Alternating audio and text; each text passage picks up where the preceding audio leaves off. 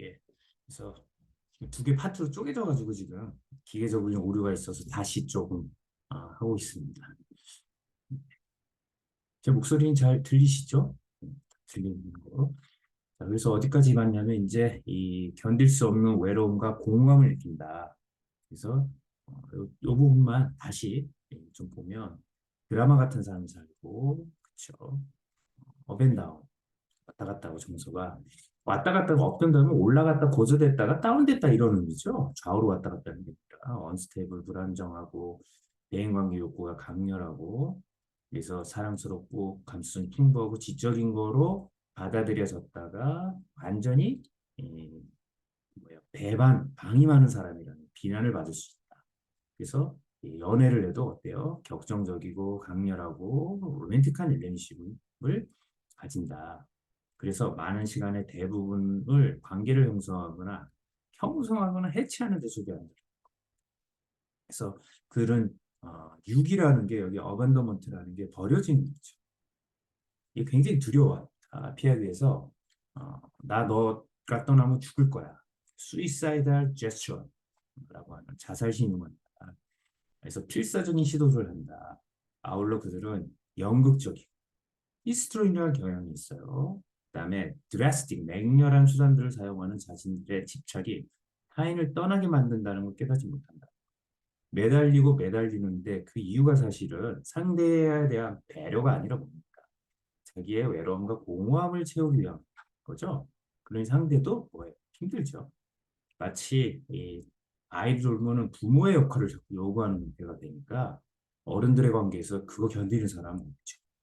또 그거 견뎌주는 사람이 있다 그러면 사실은 건강하다고 또 볼 수 없는 그리고 맹렬한 수단들을 사용해서 떠나게 하는 날 깨닫지 못한다. 불안감, 우울감, 죄책감, 열등감으로 시달림으로 인해서 많은 이들이 충동적으로 견디지 못하니까 마약 복용, 그다음에 프로미스큐스 다른 게 있습니다. 난잡한 성행위에 빠져들고 이 마약이나 성행위가 다 뭐예요? 도파민 중독이죠. 알고 보면. 그래서 외로움이나 이런 거를 화학적으로 이제 하는 거예요. 그래서 일종의 요거는 자기 처방이에요. 셀프 메디케이션이라고 뭐 얘기될 수 있는. 예. 근데 이게 파괴적이죠. 행동주의에서는 단기의 효과를 주지만 장기적으로 문제가 되는 강화 맥락에 있어서의 뭐 오류다 뭐 이렇게도 얘기하는데 그래서 자기 파괴적인 셀프 디스트럭티브 일종의 자해 행동들에 발을 들이게 됩니다. 심지어 어떤 사람들은 손목 긋기, 커팅, 그다음에 버닝이 뭐예요? 담배로 쥐지는 거 이런 거죠. 그래서 자신의 실체를 자해한다. 성숙한 자기 정체감이 결여되어 있고 있는 걸 통해서 그들의 목표와 가치들을 급격하게 변경하고 플립플롭 바꾼다라는 거예요. 갑자기 충동적으로 직업을 확 바꾸거나 냉담하게 이전의 견해를 생각을 싹 바꾸는. 그래서 만약에 스트레스가 많으면 우리가 정체감이라는 게 단단한 돌이 아니라 항상 형성이 된다, 구성되어 있다라고 볼 수 있는데 이게 이 경계선인 사람은 취약한 거예요. 그래서 코에시브니스, 이 모여지는 응집되는 것이 이입되어 있다. 그래서 약간의 사이코틱한 상태에 들어가고 해리 증상, 디소시에이티브한 사파들, 에피소드가 쉽게 나타난다는 거. 그래서 경계선 성격은 다른 성격장의 많은 측면들에 흩어져 있다는 건 걸쳐 있는 거. 그래서 요거를 장애 유형으로 보지 않고 레벨로 보는 분들도 있다. 분석에서. 그래서 이 교재는 편의적으로 경계성 성격은 간단하게 보더라인으로 될 것이다. 그래서 제니의 사례를 보고 제니가 다른 많은 경계성 성격 장애에서 즉각적으로 두드러지는 것은 그들 대인관계 특유의 불안정성이다. 경계성 성격을 가지고 있는 사람들은 대인관계 불안정하다. 그래서 제니는 마치 이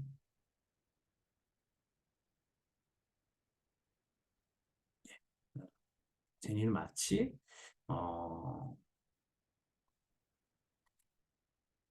예, 죄송합니다.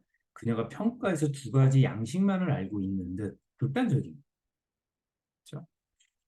두 가지만을 알고 있는 듯 사랑하는 사람에게 그들의 증오하는 양식으로 변한 사랑하는 사람에서 상대방을 예, 극단적인 양식으로 지구만의 양식으로 변화한다. 그래서 지구상에서 최고의 사람으로서 완전한 이상화, 아이디얼라이제이션이죠. 그다음에 지역에서 온 악마로 평가전환. 이 딜밸류에이션, 이 두 개의 아이디얼라이제이션과 디밸류에이션이 보더라인 PD가 상대를 대하는 양식이고 방식이기 때문에 굉장히 중요한 또 진단적인 기준에 또 해당이 됩니다. 이러한 변화는 얼터레이션 데이팅이라는 거는 이게 이 얼터라는 게 부자 뭐 얼터에 가면 그렇게 되죠. 그래서 왔다 갔다 하는 거죠. 변하는 태도를 즉각적으로 받는 사람은 의무 어머니인 베라로 당연히도 그녀는 이런 가증스럽고 끊임없는 태도의 변화로 인해 어느새 우리 사례를 한번 보죠. 이 진단 기준인데 이 카피가 이게 원래가 있어서 이거는 DSM-4니까 뭐 동일합니다. 그럼 그걸 참고하면 될 것 같고요. 우리 사례를 보도록 할게요. 자, 25세인 제니 뭐라고 적혀있습니다. 진단 기준. 제니는 그녀의 의붓 어머니예요. 뭐 친모가 아니죠. 어머니 베라에 의해서 평가 위에 방문했다. 때때로 그는 나를 좋아하는 것 같아. 그렇다가도 때로는 나를 자칫시 아주 교과서적인 반응이죠. 베라는 어리둥절해하면서 말했다. 걔는 우리가 자기를 사랑하는지 알고 있는데도 계속 이러는 거예요. 어떨 때는 사태가 악화되면 우리가 자기 몰래 자신을 상처 주려고 한다고 짰다고 비난하기도 해요. 자신의 감정을 억제하는 제니의 노력들은 명백하다. 제니의 예의 바른 처음 순간은 갑자기 분노, 비난, 배신감, 그다음에 일렉틱 스트림이라는 게 이게 아마 이렇게 요동치는 흐름일 거예요. 갑자기 폭발적으로 무너뜨린다. 그게 아닌가? 이거 한번 찾아보도록 하죠. 이건. 아마 이 뭔가가 이렇게 이 유지되는 흐름이 의미는 갑자기 이제 확 무너진다라는 거죠. 그래서 그녀의 말과 감정의 의미를 추적하기란 어렵다. 추적한다는 게 여기는 뭡니까? 파악하고 이해하기 어렵다는 거예요. 그래서 진단 기준을 보면 제니가 심리치료에 왔었던 경험이 없는 것은 아니고 누군 어머니에 따른 그녀는 10대 때 입원했었고 전에 두 번 정도 약 1년 정도씩 치료받으러 다녔고 경계선 성격장애인 분들이 이렇게 길게 안 다녀요. 그녀는 마리화나 알코올, 암페타민, 엑스타시 다 마약이죠. LSD 가장 최근에는 코카인 안 해본 문제 마약이 없네요. 포함해서 물질 남용의 사파적인 과거를 가지고 있고 그 다음에 12살이면 이게 만나면 중학교 1학년이지 한국으로 치면 이 삼촌도 나이 많은 삼촌과의 맨 처음 이것도 이제 약간 정상이 아니죠. 자, 그래서 성교 인터코스를 이제 성교라고 합니다. 이래로 성적으로 액티브 해왔다라는 게 행동을 했다라는 거죠. 왜 그러냐 봤더니 남자친구 없는 상황을 싫어했다는 거예요. 그래서 이게 애착과 애정의 문제가 섹슈얼라이제이션 되는 경향입니다. 외로움과 고독함, 유기불안을 견디지 못하는 것, 약물 관계로 해결하는 거죠. 그래서 제니의 어머니는 그녀가 9살 때 암으로 사망했고 어린 나이에 돌아가신 거죠. 그다음에 그녀의 아버지는 2년 뒤 베라와 결혼했는데 베라의 두 아들들과 제니의 오빠는 처음 시작부터 사이좋게 지냈다. 그러나 제니는 이게 진단 기준으로 들어가는 위에 이제 나오는 기준이 있는데 저희는 그냥 보겠습니다. 제니 어머니의 사망 이후 아버지와 베라의 결혼에 위드드롤이라는 게 이제 철수된다는 표현이에요. 밖에도 안 나가고 집에만 있는 분노, 증폭된 난폭함, 아우트라지오스, 예, 발음이 제가 아우트라지오스 이렇게 되네요. 영어도 못하면서 영어 자꾸 읽으려고 그러는데 이해 부탁드리고 난폭한 행동이 혼재되어서 가능했다. 그리고 자살 시도하고 가출 마약 소주로 체포되었다가 가족들은 제어가 힘들다 생각돼가지고 이제 뭐 엄격한 기숙사 학교는 이거 보니까 거의 뭐 감옥 같은 거죠. 그래도 여전히 때때로 자살 위협을 하고 진정한 어떤 삶의 목표나 가치를 가지고 있는 것 같지 않았다. 그녀의 분노는 총체적이고 무차별적인 것처럼 보였고 가리지 않는다. 자신을 여기에 이르게 한 그 상황에 분노했고 그녀는 콘서트장에 가는 길에 남자친구의 지프차에서 뛰어내려서 가벼운 내상을 입은 채 장기나 이런 게 부러지거나 다친 거 그렇죠. 뼈 충동적이죠. 회복되어 바로 얼마 전에 퇴원합니다.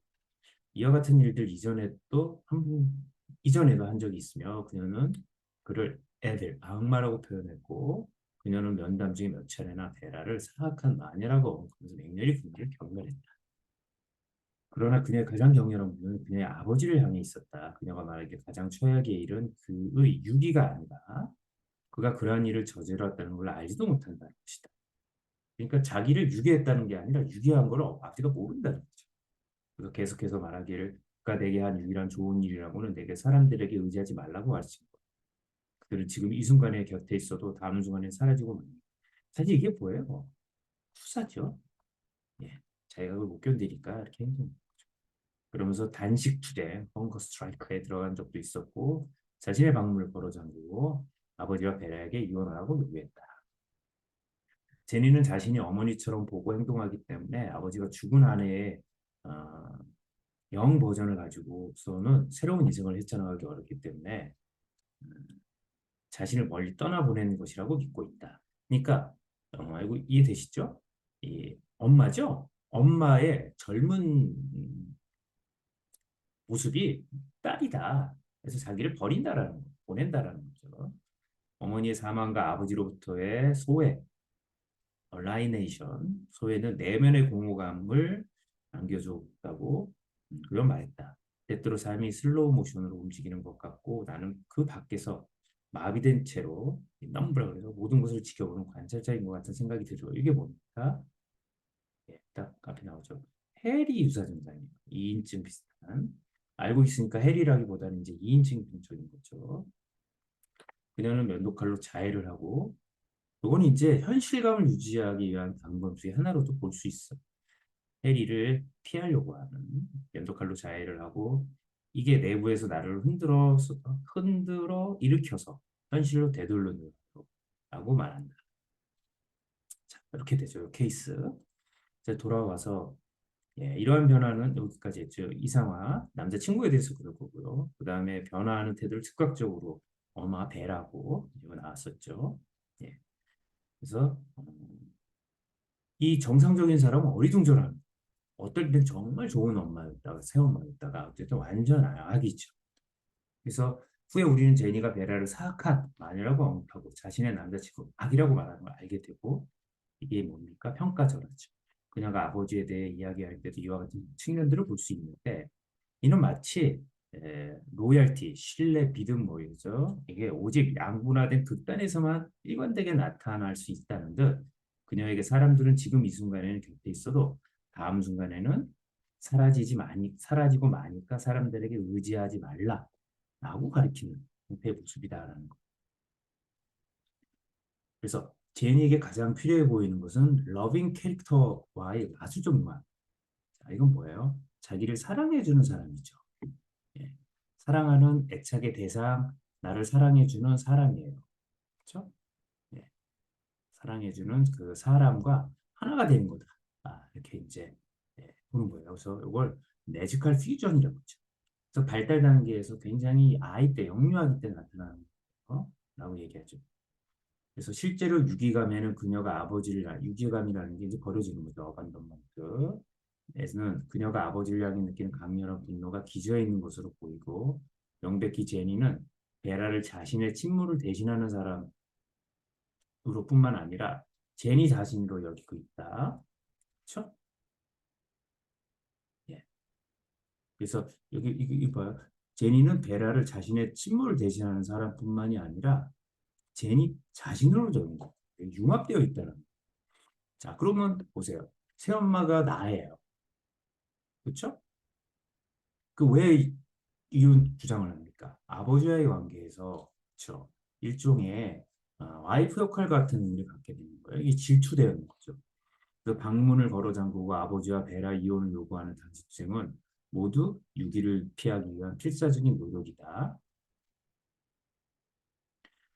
그녀는 또한 자살로 위협하고 예, 가출을 하였던 적이 있고 마약 소지로 체포될 적도 있다. 그렇죠? 우리의 케이스에서 나왔죠. 아울러 제니는 삶의 목표들 또는 불변하는 가치들이 결여되어 있는 것 같다. 일반적인 사람들이 그 사람 본인의 특성을 나타내고 삶의 방향을 제시하는 견고한 정체감을 발달시키는 데 반해 제니는 자신의 삶에 심각하게 손상을 줄 수 있는 그렇죠. 강렬하고 일과적인 충동들의 어떤 비정상적인 충동들의 영향에 대항해서 자신을 앵커할 수 있는 앵커라는 게 이렇게 닷을 내리는 거죠. 암등이라는 표현도 있는데요. 배가 이렇게 있을 때 딱 잡아주는 거죠. 안정적인 정체감이 결여되어 있다. 이게 중요한 진단 기준입니다. 이들은 fully substance abuse, 다양한 마약, 웬만한 거 다 했죠. 그다음에 남자친구에서 벗어나기 위해 달리는 자동차에서 뛰어내리는 이런 행동 같은 것도 이렇게 포함하고 있다. 상황에 따라 가지고 급변한 행동.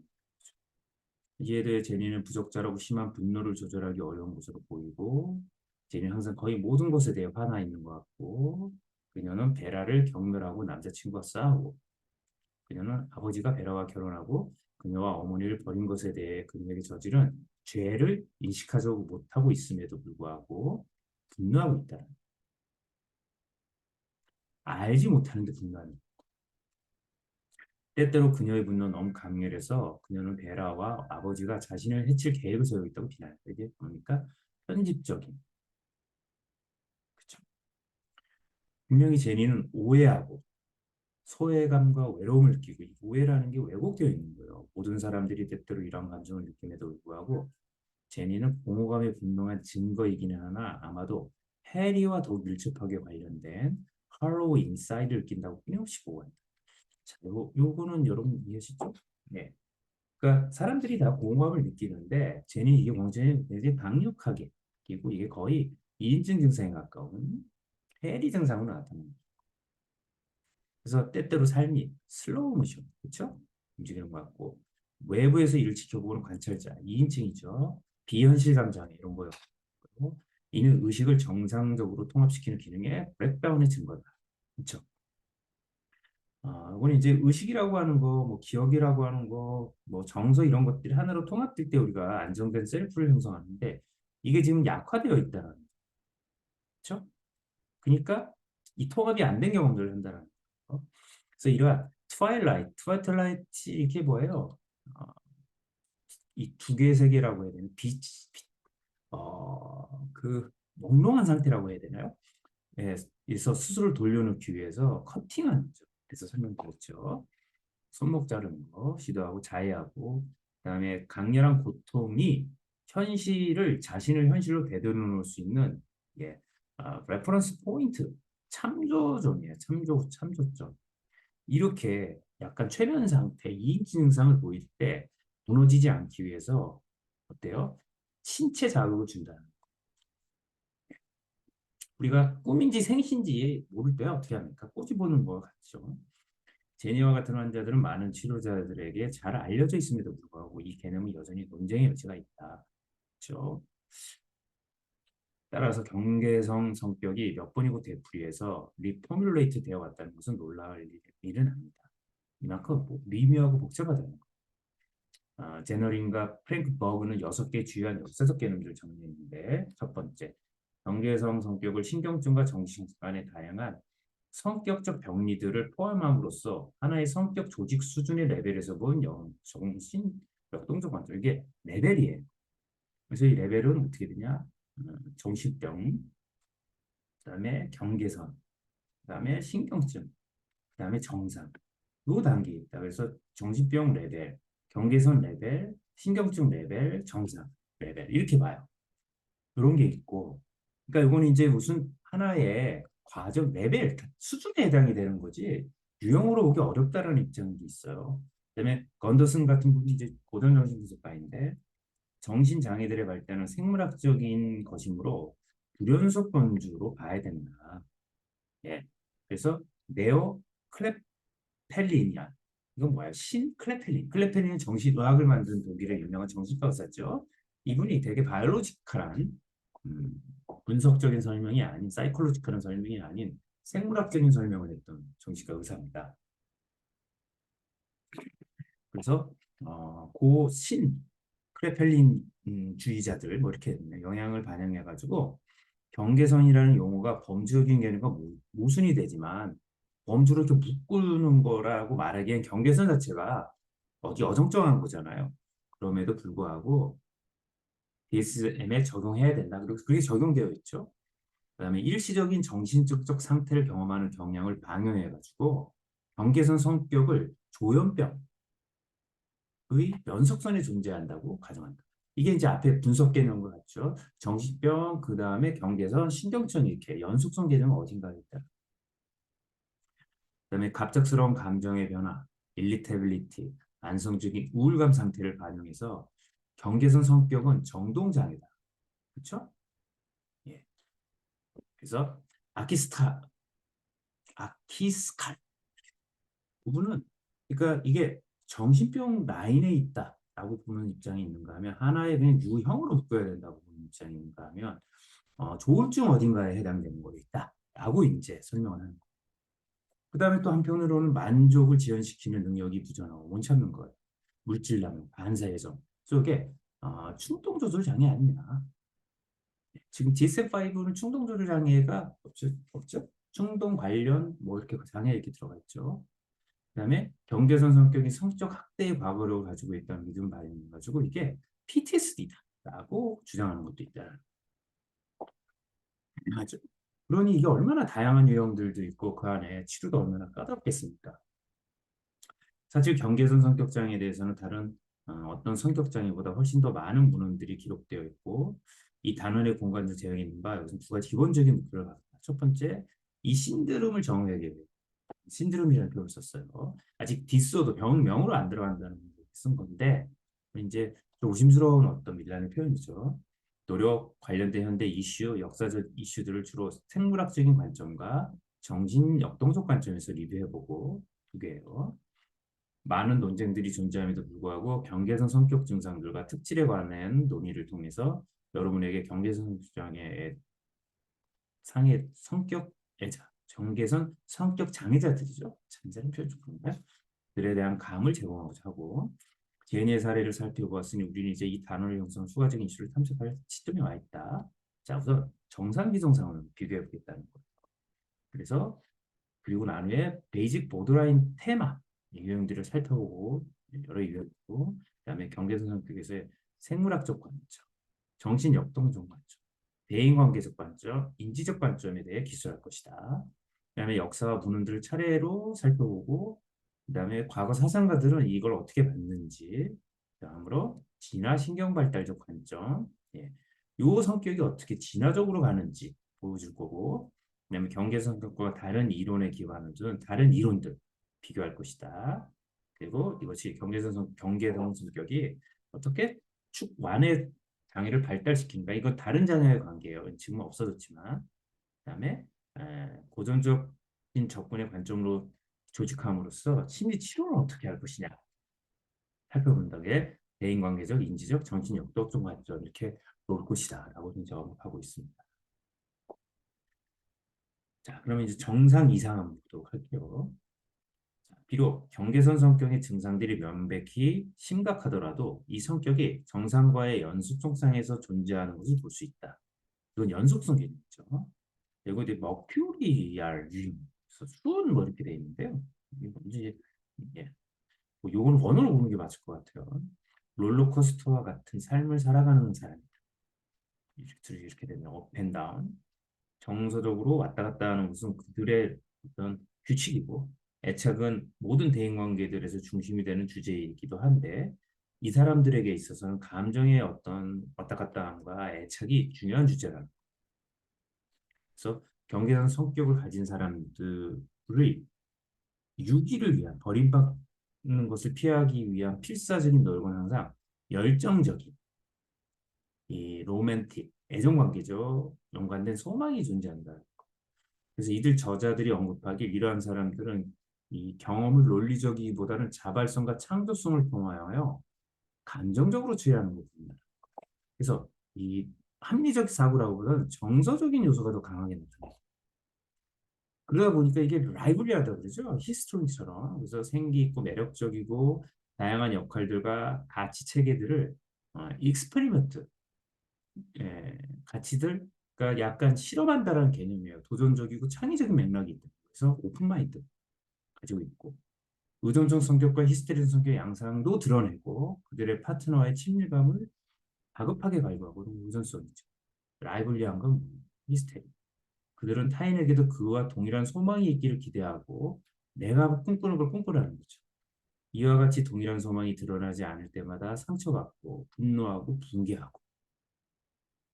그래서 경계선 성격의 정상 범위에 속하는 유형을 살펴보는 또 다른 방법은 자, 이건 뭡니까? 예, 이게 여기에서 이런 긍정적인 명령은 정상 범위라는 거예요. 정상 범위. DSM 명시되는데 이 기준을 보다 적응적인 패러럴스는 보다 그러니까 증상 DSM의 이 5라고 하죠. 여기에 보면 보더라인 BPD를 진단 내리는 요게 요 항목으로 평행하게 정도가 약한 형태로 돈다라고 보면 정상범죄 들어간다. 그래서 성격 장애를 가진 사람들은 지각된 유기를 표하기 위해 지각된 유기라는 건 버려지는 걸 느끼는 거예요. 제가 너무 쉬운 것까지 설명드리는지 모르겠네요. 이게 어떤 일이라도 하겠지만 성격 유형을 가진 사람들, 그러니까 병리를 가진 사람들은 어떤 일이라도 버리지만 유형을 가진 사람들은 그들의 단순히 그들의 대인관계에서 애착의 퀄리티에 영향을 미칠 만한 것들에 민감해하는 정도의 차이입니다. 그래서 성격 장애를 가진 사람은 정체성의 혼란과 불안정한 자아 상태를 특징으로 하는 반면 예, 성격 유형을 가진 사람들은 대인적인, 대안적인 라이프 스타일의 역할, 가치 체계들에 대해 더 많은 시도와 호기심과 개방되어 있는 자기 불확실성을 줄여나간다는 거. 자, 구분이 되죠? 성격 장애를 가진 경계선 성격은 정체성의 혼란, 불안정한 자아상을 특징으로 하고 이런 성격 유형을 가진 정상적인 사람들은 대안적인 라이프 스타일을 가치 체계들에 대해서 더 많은 도전을 하는 호기심을 갖는 그리고 자기 불확실성을 줄여나간다. 그렇게 도전함으로써. 그래서 성격 장애를 가진 사람들은 자신에게 손장을 줄 수 있는 방법을 통해서 충동적으로 행동하는데 이 유형인 사람들은 자, 여기 읽어보시면 이게 장애인 성격 장애 BPD에 해당되는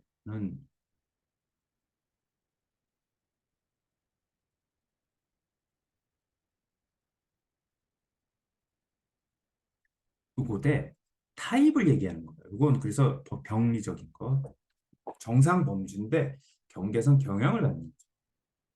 그래서 성격 유형을 가진 사람들은 단지 다소 감각축이죠. 이걸 센세이션 시킹, 노벨티 시킹 이렇게 자극 추구적이라. 그래서 기본적으로 이러한 방법들은 경험을 풍부하게 만드는 거에 해당이 됩니다. 그래서 전술한 적용 가능한 각각의 차이점들을 통해 볼 때 우리는 분노한 우붓달 제니가 좀 더 병리적인 쪽에 있다는 걸 알 수 있죠. 자기 파기적인 거.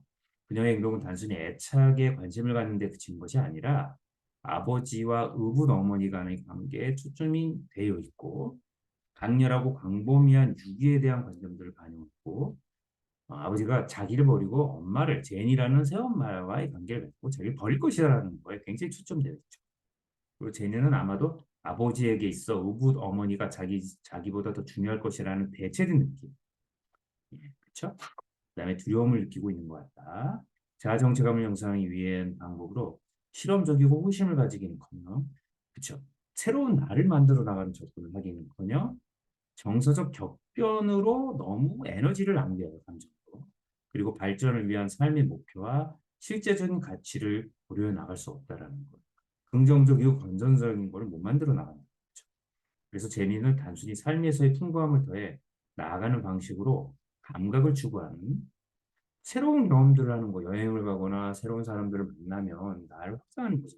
대신에 물질 남용과 남자친구의 찌푸차에서 뛰어내리는 걸 포함하는 harmful 그런 방식들로 충동적으로 처리하고 있다는 거. 그래서 경계선 성격 장애에 대한 다른 진단 기준들도 정상과의 연속 형상에 놓일 수 있다. 성격 장애를 가진 사람들은 정동적으로 불안정하고 수이사이달 제스처, 자살 하는 척, 그다음에 자해 행위를 하는 경향이 있는데 유형을 가진 사람은 자발적이라는 거, 스폰테니우스는 누가 이렇게 시켜서가 아니라 스스로가 그리고 정서적으로 굉장히 강렬한 경험을 하고 그렇죠? 그리고 단지 이따금씩만 과도하게 행동하거나 과장되게 극적으로 표현을 한다. 그래서 만성적인 공허함이 이러한 성격 장애를 가지고 있는 사람들을 괴롭히는 거예요. 안에서 성격 유혹을 가진 사람은 삶을 즐겁게 만들어주는, 그렇죠? 사회적이고 창의적인 일들을 적극적으로 추구하는. 이렇게 보면 굉장히 긍정적이죠? 경계선 성격 유형인 사람들. 정상범주에 있는 경계선 경향이 있는 사람들이 유명합니다. 그래서 장애를 가진 사람들은 통제하기 어려운 분노의 강렬한 표현을 드러내는 반해 성격 유형을 가진 사람들은 더욱 정서적으로 강렬한 경향이 있지만 그럼에도 불구하고 한 발자국 떠올 물러서서 우리가 관찰자죠. 헬이 이런 게 아니라 한 발짝 떨어져서 볼 수 있다는 거예요. 그들의 감정이 타인에게 미치는 영향을 알아볼 수 있다는 거, 객관화시킬 수 있다는 거. 성격 장애를 가진 사람들은 스트레스 조건에서 일시적인 망상적 자고, 그렇죠? 그 다음에 해리장 증상 앞에 나왔죠. 또는 2인칭 나타내는데 반해서 요구에 약하다, 없다, 취약하지 않다. 그렇죠? 그래서 앞서 언급한 경계선 성격 특징들은 제니의 사례에서 제시되어 있고 비록 그녀의 사례가 적용 가능한 차이점들의 병리적인 쪽으로 더 많이 기울긴 하지만 제시되어 있다. 특징들. 그녀는 단순히 평균보다 더 많이 정서적으로 강렬하거나 자동적으로 모은 게 아니라 병리 수준이다. 인상 면담의 초반 남자인과의 강렬한 논쟁에서 아주 쉽게 볼 수 있고 정서적으로 불안정하고 러바일하다 그래요. 그녀의 정서 너무 강렬하고 해리적인 불쾌감, 디소시에이티브 디스포리아. 해리가 되게 기분 좋은 경험이 될 수도 있어요. 그래서 종교적 경험도 사실 해리 증상으로 보는 분도 있어요. 나를 떠나서 부디와 결합한 이런 느낌인데 이거는 불편한 불쾌감으로 경험하는 거죠. 예. 그러다 보니까 변도칼로 자해를 저지른다. 그래서 이걸 깨기 위해서 그런 감정을 쓴다 이렇게 보게 됩니다. 자, 그다음에 이제 경계성 성격의 다양한 유형들 한번 보도록 하겠습니다. 밀란이 이제 요 하위의 여유 유형 많이 하죠. 자, 그래서 한번 이때까지 한 거 다시 한번 정리하면 경계성 성장의 몇 가지 특징들, 그렇죠? 그다음에 유형이 존재하고 장애인 경우 강렬한 정서적 변화가 있고 유기불안이 있고, 그렇죠? 그래서 이것이 충동적인 행동하러 가고 정상범주에 있는 사람들은 새로운 자극들과 정서적인 표현을 통해 가지고 건설적인 형태로 구축해 나가고 정체감을 만들어 나가는 경향이 있다. 이렇게 이제 간단하게 다시 정리했습니다. 제가 지금 좀 많이 빠른데, 예. 어, 어쨌든 뭐 여러분들 교재 읽으시면서 저랑 이렇게 읽어 나가시면서 이렇게 공부해 보시면 좋을 것 같고요. 그다음에 혹시 궁금한 거 있으시면 뭐 카톡이나 메일 주셔도 되고요. 유튜브에도 뭐 올리는 게 있는 것 같긴 한데 어쨌든 유형을 보겠습니다. 일반적으로 성격 장애들을 단독으로 진단하기 어렵고 이건 말씀드렸어요. 이렇게 단순한 그러니까 피오타입은 없다. 음, 게다가 경계선 성격자들 고진되기 쉬운 경우가 많다. 이론과 연구들은 DSM 경계선 성격 패턴이 몇 가지 예외를 제외하고는 거의 대부분 성격 장애에 붙인다는 경계선 성격 패턴이. 경계선 성격으로 진단되는 대부분의 환자의 2대 1의 비율 또는 그 이상으로 여성이 많고 이게 특징 중에 하나가 BPD가 여대생도 많고 여성이 많아요. 남성. 물론 남성이 없지 않습니다. 일이 있어요. 그리고 의존성, 히스테리성, 회피성, 우울성, 그다음 네거티브인데 뭐 DSM은 없어요. 특징들을 가지고 있는 환자들이 많을 수도 있다. 그래서 일반적으로 타인을 자기 삶의 중심에 두는 어떤 성격 패턴들은 경계선 성격으로 발전된 위험이 존재합니다. 이거 중요하죠. 타인을 자기 삶의 중심에 굉장히 의존적인 측면들이 이건 거의 뭘 의미합니까? 내가 없다는 거죠. 그래서 당신을 정서적으로 지지해주고 당신의 모든 욕구를 충족시켜줄 타인들과의 마술적 융합을 하고자 하는 소망. 이건 유아적 소망이죠. 그런 거 없죠. 자아 유학성, 에고가 약하고 아이덴티티가 디스터번트가 되기 때문에 근거가 되는 거죠. 이는 타인들과 분리되었다고 여겨질 경우 대인관계에서의 불안정성과 공허감, 경무감, 절망감을 유발하고 그다음에 독단주의, 도그마티즘, 분개 또는 인위적으로 자기 응집성을 추켜 세우는 그랜디오시티, 과대성 이런 거에 대한 반대로 가는 거죠. 그래서 남성 강박 성격, 가학적 성격, 편집성, 자기성 성격을 가진 사람들은 들보다 어, 여기죠? 예. 그러니까 독단주의라든가 붕괴, 인위적으로 자기를 추켜 세우는 그랜디오스 진인 형태의 요게 남성 강박성, 가학성, 편집성, 자객성 이런 경향을 보시죠. 야, 내가 잘났다, 대단하다 이런 식으로 타인을 갖다 공격하고 보다 허무웨어블 하면서 침투성이 높은 경계선 성격과 훨씬 더 강하다는 의미로 봐도 될 거예요. 그다음에 상반되게 경직된 경계를 가지게 되므로 DSM 성격 진단이 덜 나타나는 경향이다. 이렇게 이제 보는 거예요.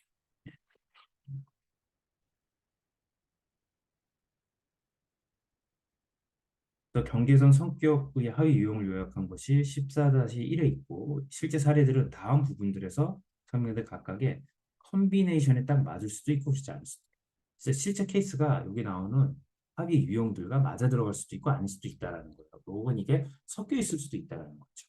자, 첫 번째로 낙담한 경계선 경인 성격이 있다. 자, 디스커리지. 낙담한 경계선 성격은 여기 보면 의존적 성격과 회피적 성격 패턴이 결합됩니다. 존재한다. 그래서 이런 사람들은 오직 한 명 또는 두 명의 의미 있는 타인에게 굉장히 의존적이에요.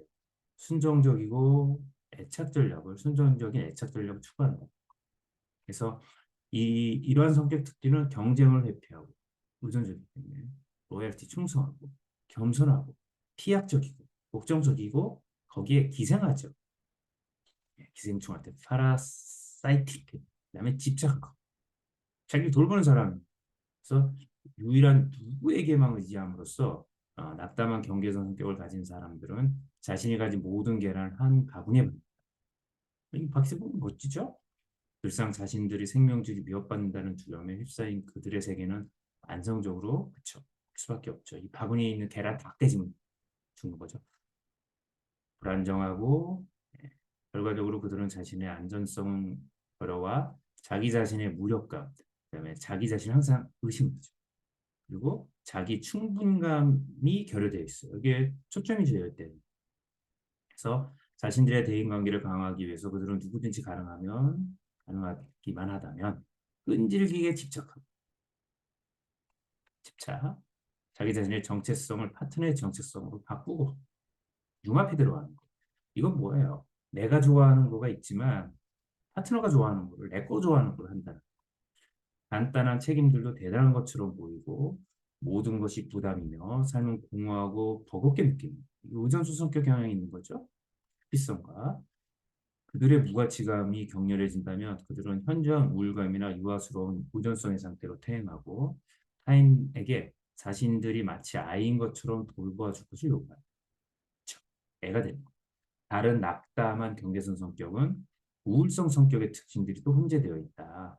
낙담은 그래서 요게 있고 우울성이 들어가 있는 이런 사람들은 양심적이고 예의 바르게 행동하도록 학습되고 그들은 권위를 존중하고 엄격하고 경직되어 있고 유머러스 유머 감각 없고 수능적이고 순종에 수반되는 보상을 기대하고 경계선 성격의 특징들은 그들이 이러한 대인관계적인 아, 계약이 너무 자주 위반된다는 것을 알았을 때부터 예, 발달되기 시작한다. 즉 다른 사람이 약속된 애정의 보상을 공급하지 않는다는 거예요. 이기적으로. 분기하고 성난거들은 화가 나죠. 더 이상 수능성이 유기의 기선을 제압한다고 믿지 않게 된다. 그러니까 수능한다고 유기되지 않는다라는 걸 의미는 겠죠. 그래서 그들은 순종을 강요당하고 배신당했다고 느끼고 주기적으로 정상 통제 집단에서 벗어난 정서들 그에 대한 반응으로 그들은 정반대 극으로 변화돼서 지나치게 자기 비난에 몰두하게 된다. 이 분노가 자기를 향해서 같은 그래서 이 자기유기의 상징 행위로서의 자해, 자살 시도는 그들의 분개감을 통제하거나 분노에 대한 처벌로 약간 강박 경향이 있는데 그렇게 됩니다. 이런 경향이 이런 식으로 사용된다. 그 다음에 이제 충동적인 형태의 경계선. 요거는 임펄시브한 형태는 히스테리성 성격과 반사회성 성격이 혼재됩니다. 이건 끊임없이 관심받지 않는다면 이러한 사람들은 더욱더 시덕티브, 성적으로 유혹하려고 하고 임펄시브하고 그 다음에 카프리시오성, 변덕스럽고 무책임. 그래서 대부분의 경계선 성격을 가진 사람들이 부정적 감정들의 디스레귤레이션으로 잘 알려져 있지만 부정적 감정을 잘 조절하지 못하는 거로 알려져 있지만 히스테리성 성격 특징을 가진 사람들은 쾌활도 있고 그다음에 이게 히스테리가 애정을 갈구하는 거잖아요. 그래서 필사적인 사교성, 그렇죠? 그다음에 논리적이지가 않아요. 히스테리성 경향, 연기성 경향이 있을 경우엔, 그렇죠? 그래서 필사적인 사교성과 비합리적이고 피상적인 흥분을 포함하는 긍정적인 정동들의 어, 디스레귤레이션을 나타내면서 행동적으로 더 과행동적, 과잉행동이죠. 그리고 산만함 나타나는 겁니다. 마치 이거는 ADHD 증상처럼. 그래서 때때로 그들은 적절성과 판단력에 대한 모든 지각을 상실하게 되고 보다 스트롱한 반사회성 성격의 과괴력을 가진 사람은 반사의 성향을 가지고 있는 사람들은 사회적인 제약으로부터 얽매이지 않으려고 발두둥치고 반사회성이 규칙 법을 벗어나는 거죠. 그들의 행동의 결과를 미리 계획하거나 주의를 기울이는 데 실패하는 등 충동적이고 분별이 없고 이렇게 나타납니다. 그래서 경계선 수준에서는 단순한 히스테리성 성격과 반사회성 성격 패턴의 전략이 훨씬 덜 성공적이게 된다. 그렇죠? 네, 충동적이니까. 단순한 히스테리성 성격과 반사회성 성격 패턴의 전략이 훨씬 덜 성공적이게 된다. 경계선 수준에서는. 이처럼 그들은 안정감 있는 시기가 장기화되고 안정감 없는 시기가 장기화되고 무만감과 우울감에 압도됨으로써 수많은 낙심한 경험들을 하게 되는 경향이 있다. 그렇죠? 그래서 우리 이 충동성인 건 히스테리와 반사회 성향이 결합되어 있는 거. 충동적인 경계선 성격은 특히 카오틱한 가족입니다. 르네안이라는 분이 유명한 DBT 만든 분이죠. 이 가족이 엉망이라는 거예요. 그냥 드라마에 나오는 위기 상황을 경험하는 수준, 벤자민 있고 이들은 연극성, 자극 다양성에 대한 소망, 지루함을 못 견디는 거 조장하고 많은 사람들이 과시적인 부모 모델에 노출되어 있고 자신들의 존재감의 근간으로서 성역할, 그러니까 스테레오타입 컴플리먼트라고 하는 게 여성은 이래야 돼, 남성은 이래야 되는 거에 굉장히 의존해야 된다는 걸 배운다. 이게 특히 이제 히스테리성에서 나타나죠. 그래서 히스테리성 성격에서의 육체적 매력과 반사의 성격에서의 남성다움, 그다음에 일반적으로 이게 이제 여기 들어간다. 성 역할이라는 게 히스테리 외모, 여성이 예뻐야 되는 거, 반사의 성격은 좀 일반적으로 그들은 특히 외부의 보상 원천들을 들에 민감하여 마음을 끄는 하나의 항목에서 다른 항목으로 충동적이고도 변덕스럽게 변화하고 따라서 외부 세계 지향적인 그들은 자극을 찾는 거예요. 스트레스에 직면해 그들을 단단하게 묶어줄 견고한 자아 정체감을 발달시켜 나가는데 실패하죠. 그래서 그들 항상 불확실한 기반을 붙잡고 이게 사이비 종교 단체나 법사님한테 이렇게 집착하는 것도 이런 마인드에서 나올 수 있어요. 끊임없이 안절부절하고 그들이 관심과 자극을 필사적으로 요구할 때 누가 이를 제공해 줄 것인지에 대해 하나 한 번도 확신하지 못하는 이게 못 믿는다는 거죠. 그들이 자신들의 상황을 인식하는 데에서 부인하는 것으로 변화하듯이 낙담, 무력감, 이 시기들은 가장된 육해감으로 바뀐다. 거짓으로 기분이 좋은 오히려 이게 이런 느낌들이 있게 간다. 그다음에 성미가 급한 형태의 경계선 성격이 있다. 이거는 수동 공격적 성격이 혼재되어 있는 것이다. 거부적 성격에 액티브 앰비밸런스에 더 심한 디스컨트롤이 추가되면 거부적인 성향을 가지고 있는 사람이 행동에 있어서 양가적인 태도를 갖고 할지 말지 고민하고 이게 컨트롤이 어려워지게 되면 더욱더 예측 불가능하고 침착하지 못하고 예측 불가능한 침착하지 못한 성마름 변하는 거예요. 그다음에 참성 없고 불평하고 불만스럽고 완고하고 불충해. 이런 용어들 다 외웠으면 좋은데 예. 그다음에 비관적이고 붕괴하고 그다음에 시샘하고 엠비어스 그렇죠? 예. 질러시는 성적인 질투고 엠비오스, MB는 뭐예요? 능력이라든가 외모 이런 거에 대한 질투죠. 그래서, 타인의 행동과 성공을 시장하는 사람이 된다. 그들은 자신들을 의존하는 사람들에게 붕괴하고 그들이 사랑을 간청해야만 하는 사람들에게 증오감을 느낀다. 내가 사랑을 요구하는 사람에게 증오감을 느낀다. 이게 수동 공격적 성향이죠. 그래서 다른 경계성 성격 하의 유형들과 대조적으로 대부분의 아, 퓨툴런트 경계성 성격은 약간 성미가 급한 경계성 성격을 가진 사람들은 일상생활에서 그들의 욕구가 만족된 적이 좀처럼 없고 잘 만족 못하는 거예요. 불만스럽다. 그들의 대인관계에서 그렇고 안전하다고 느껴본 적이 없고 완고하고 요구적인 그들은 실망감을 숨김없이 나타내요. 그래서 다른 사람에게서 편안함을 찾을 수 없기 때문에 그들은 점점 더 신랄하고 불만족감을 가지게 되고 그들만 무가치감과 어떤 이 퍼틸리티 무슨 뜻이죠? 찾아보겠습니다. 아, 를 표현하고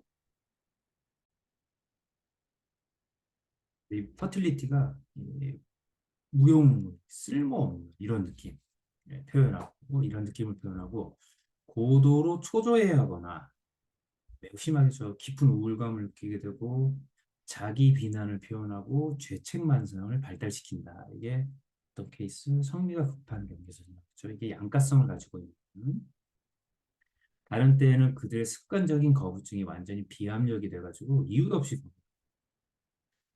이는 그들을 격노하게 만들고 현실을 왜곡하고 타인에게 과도한 요구를 하고 자신에게 덫을 치고 견딜 수 없는 갈등 속으로 강제로 몰아넣었다고 생각하는 사람들을 악독하게 공격합니다.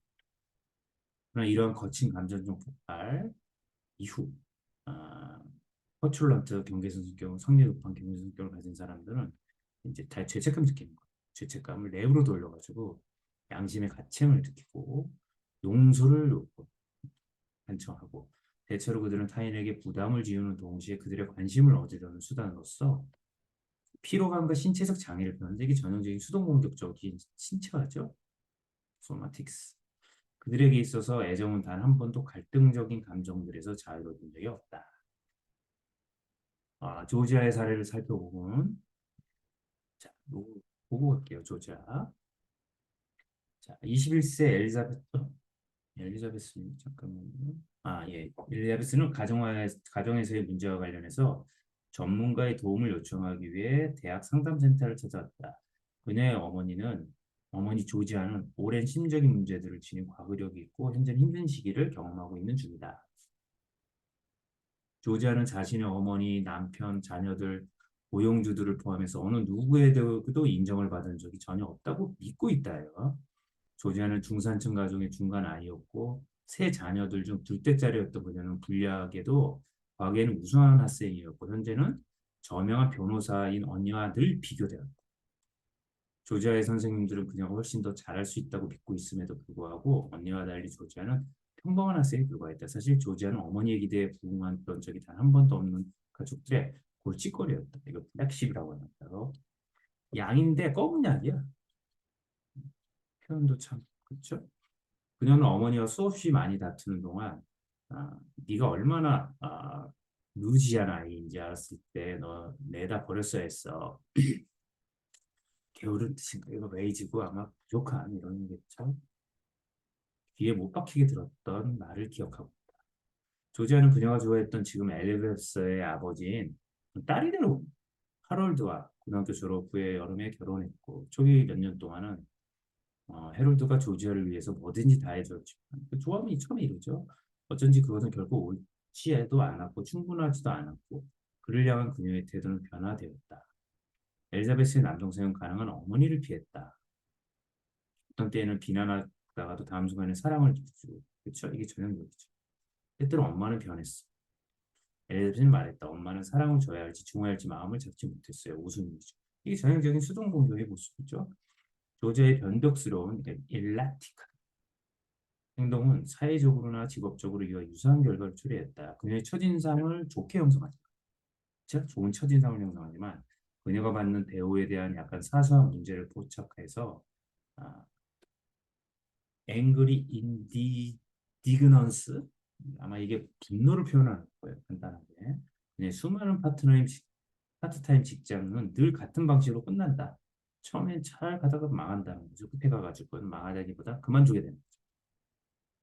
사회적 접촉도 같은 과정을 거쳤다. 엄마는 우리 이웃에 있는 모든 사람들을 멀리해요. 그래서 엘리자베스가 말했다. 몇 번이고 반복해서 엄마는 친구들을 사귀고 그 다음에는 불끈하면서 우라를 터뜨리고 전화를 해서 악담을 뽑기도 해요. 커뮤니티 활동에서 제외될 때면 엄마는 사람들이 어떻게 하면 자신을 안으로 들이지 않을지에 대해 이야기 안 하고 편집이죠? 파라노이드죠. 안언하면서 격분하고 해요. 현재 조지아는 우울증으로 일주일에 2번씩 치료를 받으러 오고 있고 이거는 이 결과로 나타나는 거죠. 엘리자베스에 의하면 그녀의 과거는 한 번도 실제로 성공한 적은 없었지만 자살 위협이 포함되어 있다. 현재 그녀는 홀랜드가 자녀들의 컬리지 펀드의 일부를 대학 돈이죠. 카리브해에 있는 휴양지에서 한 달간 머무는 자금으로 쓰자는 것에 거절한 것으로 애들 돈 가지고 여행 가는 매우 하나 있고 아프노도 결국 그에게 이야기하지 않겠다고 말했다. 그렇죠? 그래서 이제 우리 조지아 사례를 봅시다. 조지아의 사례를 살펴보면 문제가 있는 어머니에게 대처할 만한 도움과 조언을 청하러 대학 상담센터를 찾아왔던 엘리자베스 딸이죠. 딸이 더 멀쩡해. 자신의 어머니 조지아에 대해 설명하였다. 조지아는 경계선 성격과 거부적 성격에 맞는 특징을 종합적으로 가지고 있다는 거예요. 예를 들면 경계성 성격 특질인 평가절하와 이상화를 보이는데 예를 들면 비난하다가도 사랑을 듬뿍 주는 것 사이에서 왔다 갔다 하는 거예요. 그래서 거부적 성격을 가진 사람들이 이상적인 사랑을 탈환하려고 애쓰는 경향이 있는 것과 일관되게 조지아는 결혼 초기에 그녀의 남편 헤럴드를 사랑했지만 이후 마법에서 깨어나게 되어 결혼 다 깨어나죠. 그가 그녀에게 하는 모든 것이 결코 옳거나 충분하지 않다고 주장해요. 반대로 합니다. 실제로 더욱 퓨처런트한 순간에 성립한 순간에 조지아 아무도 자신을 인정해 주기 없다고 이야기할 것이다. 거부적 성격의 또 다른 특징이지만 거기에는 여기서는 경계선 성격의 불안정한 대인관계 특성과 이 거부적 성격이 합쳐진다. 그래서 불끈하면서 우라를 터뜨리고 타인을 멀리하는 그녀의 주변 이웃들과의 사회적 접촉은 더욱 분명한 증거를 제공한다. 게다가 조지아의 직업력은 전형적인 거부적 성격의 특징을 보여주는데, 그렇죠? 직업력이라면 이제 직업에 관련된 거죠. 즉 자신의 잘못된 대우의 상징을 분명하게 나타내는 어떤 사소한 문제들이 크게 불려지고 분노를 유발하고 있는 직업의 상실을 초래하게 된다. 그렇죠? 자기가 대우를 못 받고 있다 면 이렇게 별 문제 아닌 거가 나를 무시했어라고 하면서 터져 나오니까 단절되는 거죠. 그녀의 분노의 삶에서의 의미 있는 진로를 찾는 능력의 부재, 또한 경계선 성격의 정체성 혼란, 불안정한 정도, 갑작스러운 부적격 분노의 특징들이다. 그래서 사실 일반적으로 수동 공격적인 사람들이 나타내는 분노보다 강렬하게 표현된 분노는 이 사례의 두드러진 특징 중에 하나다. 수동 공격보다 훨씬 강렬한 건 경계선 성격이 그러한 것을 볼 수 있겠죠. 필사적으로 원해봤지만 이들 이를 타인에게 어떻게 요청해야 하는지에 대해서는 확신이 없는 것 같다. 그렇죠? 원하지만 표현을 안 하는 거예요. 건강하게. 원래 그녀는 뿌리 깊은 분개감을 가지고 있지만 자신의 분노를 주장하는 데에는 두려움을 느낀다. 이게 저는 수동 공격적 모습이죠. 짜증내고 뒷담화까지만 싸우지 못하는 것. 그 결과 조지아는 지속적인 튜머이라는 상태를 겪게 된다. 이 튜머는 종양이죠, 종양. 심리적 종양이에요. 처음에 그녀는 비위를 맞추고 순종하려고 노력하는데 이게 잘 안 됐을 때, 원하는 게 얻지 못했을 때, 자신이 사랑받지 못하고 인정받지 못했을 때 비난을 폭발시킵니다. 자신의 희망이 좌절되면서 조지아는 빠르게 점점 적대적으로 되어가고 그리고 나서 그녀의 붕괴감은 안으로 향하면서 죄책과 무가치감을 다시 떠올려서 그다음에 이제 네 번째 자기 파괴적 성격 장애겠습니다. 모든 경계선 성격은 자해에 이르기까지 때때로 자기 파괴적인 특징을 보인다. 그래서 이 모든이에요. 경계선 성격은 자해의 경향, 자기 파괴적 경향이 있어요. 그러나 자기 파괴적인 경계선 성격 하위 유형에서의 자기 파괴는 피학적 성격 패턴과 공존하는 욕구를 제공한다. 그래서 여기서 말하는 자기 파괴적인 경계선 성격은 이 매저키즘적인 요소가 굉장히 강합니다. 그래서 이 성미가 급한 성말은 피투런트 성격, 경계선 성격에서와 같이 자기 파괴적인 유형은 타인과의 편안한 어떤 작은 뭐라 그러죠, 이런 거. 니시리, 니치, 뭐라 그러죠? 발음을 좀 항상 어, 어떤 작은 포인트 같은 거라고 볼 수 있죠. 니치 발음을 확인해 볼게요. 타인과의 편안한 작은 요소들을 찾지 못한다. 뭐 큰 대단한 얘기 아니라 우리가 대인관계에서 이렇게 처음 보고 이랬을 때 별거 아닌 것을 얘기하면서 이렇게 편안한 관계 같잖아. 이게 안 된다는 거죠. 그래서 자기 파괴적인 경계선 성격은 이 성마른 형태의 성격 무언가는 달리 시간에 걸쳐가지고 더욱 테스트하고 비터해지지는 않는다. 그러니까 뭔가 이 비난하는 형태가 나지 않는다는 것. 대신 그들의 피약적인 특질은 파괴적인 감정들이 자기애로 표현될 수 있게 하는 내면으로 돌아보게 만든다. 번역이 좀 그렇긴 한데요. 자기 자신에게 향한다. 라는 맥락으로 이해할 수 있을 것 같아요. 그래서 과거에 이러한 사람들은 사교성과 순응성을 나타냈고, 그러나 그 기전은 독립에 대한 소망과 자율성에 대한 두려움이 모두 있다. 사실 이건 자기 파괴적인 성향이 부정적인 형태로 하는데 양가성이 있는 거죠. 그래서 이건 수동 공격의 경향을 받는 듯 보이지만, 예, 그거보다 훨씬 자기 파괴적인 모습으로 간다. 그래서 그들의 사회적인 예의 바름은 타인의 기대에 대한 뿌리 깊은 갈등적인 순종을 숨기고 있다. 이러한 상반되는 경향성을 통제하기 위해 그들은 자기 절제와 자기 희생의 외관을 보이기 위해 근육주의적인 모습, 그렇죠? 그래서 경의를 표하거나 비위를 맞춤으로써 대부분 그들의 순응성으로 윗사람들에게 좋은 인상을 주기 위해 몸을 수그려 왔으니 그러는 동안에도 쭉 그들의 우둔성을 부인하고 더욱 많은 갈등을 지니게 되었다. 때때로 이러한 대립관계를는 부당하게 취급당하는 것에 대한 공공연한 표현과 비터, 호사, 공연은 이렇게 부당한 증명을 이렇게 막 하는 거고 타인에 의해 환멸과 비난을 기대하는 더 이상 자신의 근면함과 순종성, 자기 희생을 인정받으려 하지 않는 근원이 된다. 이게 이제 자기 파괴적인 양상이라는 거.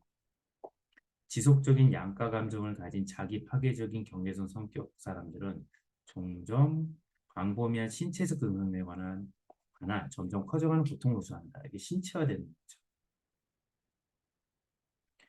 표출되는 부정적 감정들의 미묘한 의미들이 자기 패배적인 것으로 증명될수록 긴장, 우울감은 견딜 수 있는 한계를 넘어서 증가하고 그들은 타인이 그들의 가치를 파괴하려 하고 그들을 유리할 음모를 꾸민 등 자기를 멸시했다며 비난한다.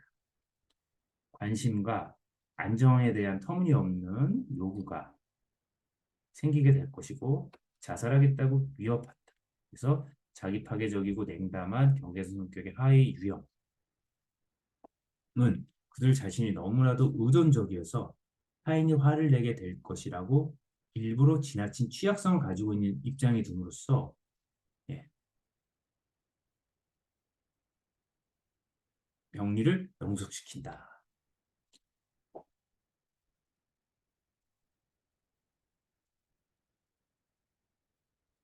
음. 자기가 너무 의존적이어가지고 나한테 화를 낼 거야 라고 하면서 본인을 약한 위치에 두는 걸 통해서 병리를 영속시킨다. 이렇게 이제 설명을 하고 있습니다.